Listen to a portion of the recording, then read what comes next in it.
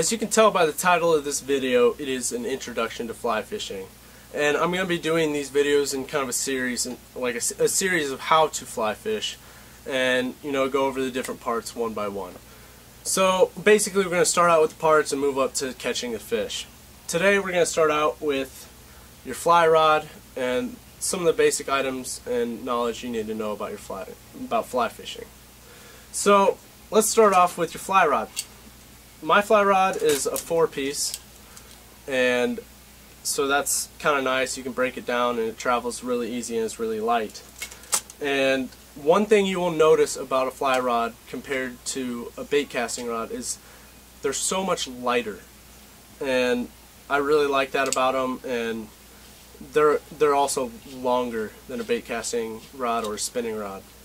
Now when you're choosing your fly rod, the first thing you want to look at is the weight of the fly rod, the number on it. And this is a number 7, and that goes with your the fly line that you use. This is a number 7 line. So it's a 7 weight, which means that it's in the higher realm of weights in a fly rod. Well, higher realm for around ponds and everything.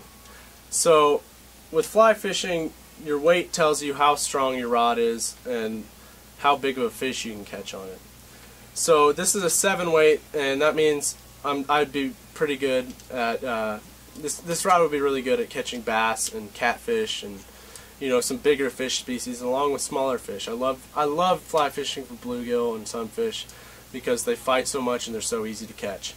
So you want to pick your fly rod according to the type of fish that you want to target. Generally a 4 or 5 or 3 weight is ideal for around here in Kansas and basically anywhere else. I used this 7 weight when I was in Wyoming catching trout and had no issues with it, and it did just fine. And I haven't really noticed much of a difference with anything. It's a little bit tougher to cast the lighter flies, but it is what it is. So you want to pick your rod according to the type of fish that you're wanting to target. This is a 9-foot rod, but they also come in different lengths. But 9-foot is a good size to use because you can get a really good flick and a good set with it. Moving on from that, you want to pick your reel according to the rod that you get, and your reel is also weighted. So this is weighted for a 7, 8, or 9 rod. So this fits my rod because the weight's a 7 weight, and this is a 7 weight reel. Your reel comes in 2 parts. It comes in the spool and the housing. I don't really know what it's called, but this side's got your drag and everything in it, and this just holds your line. So you can just slap it on real easy, and then hold up, there we go. Slap it on real easy and you just screw it in and it'll hold it in place. On the other side of your reel, you got your drag, and that just makes it easier for you to pull out line or the fish to pull out line, and just makes life a little easier. On the spool, we've got some tippet, and then my leader, and then my fly line, and then under the fly line is my backing. Backing is the first thing we're going to cover. The backing goes under your fly line, and it's just kind of like a backup plan, or it's just there in case a fish takes a lot of line, and then you can reel it in with the reel. But generally you're going to be stripping line in with your hands. So after your backing, you tie on your fly line. Now your fly line you want to pick according to the weight of your rod and your reel. So this would take 7 weight line. And your fly line is tapered towards the end, and it comes in different sinking and floating. So there's a floating fly line, there's a semi-sinking line, and there's a sinking line. So basically with your dry flies and your poppers, well, not necessarily the poppers, but your dry flies and stuff that you want more towards the top of the water, you want a floating fly line.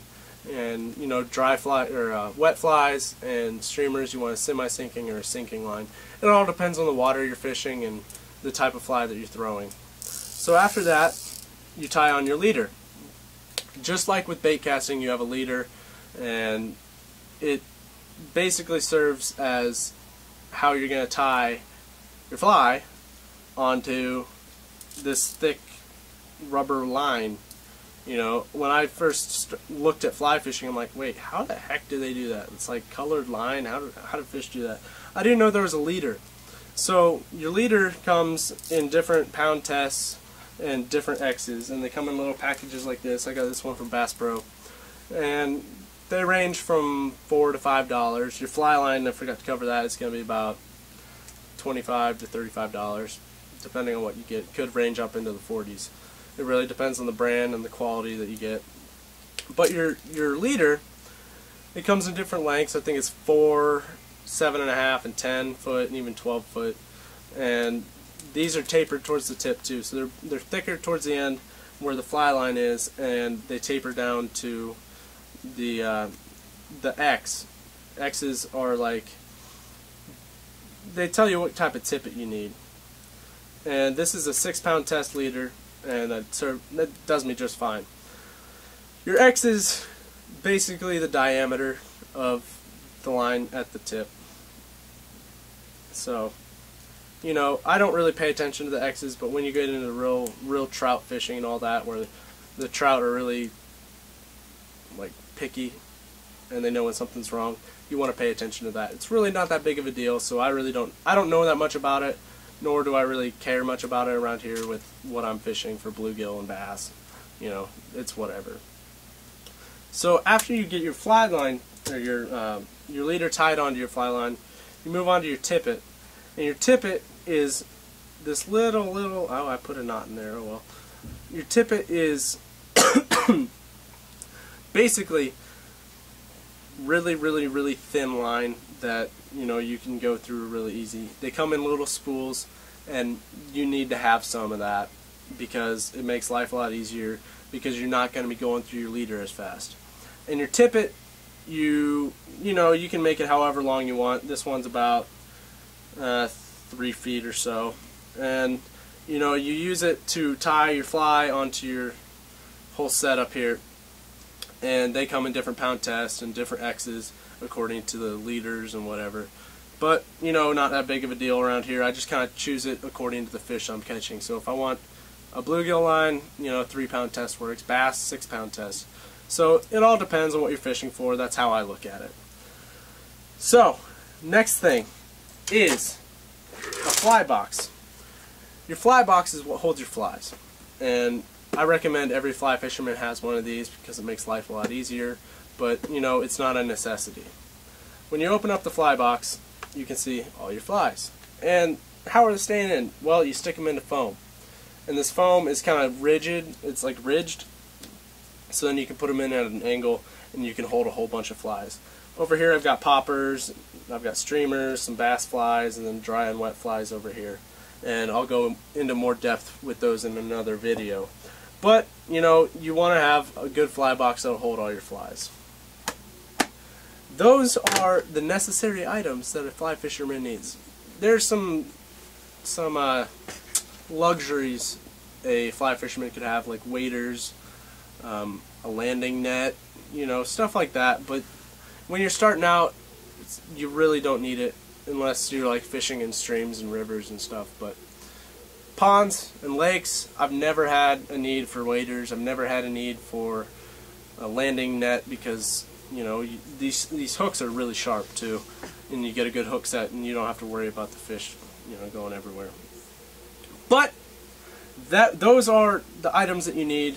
And I hope you guys enjoyed this video, and I'll be looking forward to making another one of these, and hopefully tomorrow we will go out and go fishing with the fly rod. I gotta determine where I want to go. I've got work to do tomorrow, but yeah, I'm gonna be making a fly fishing video tomorrow hopefully, so stay tuned for the next one, and I'll catch you guys later.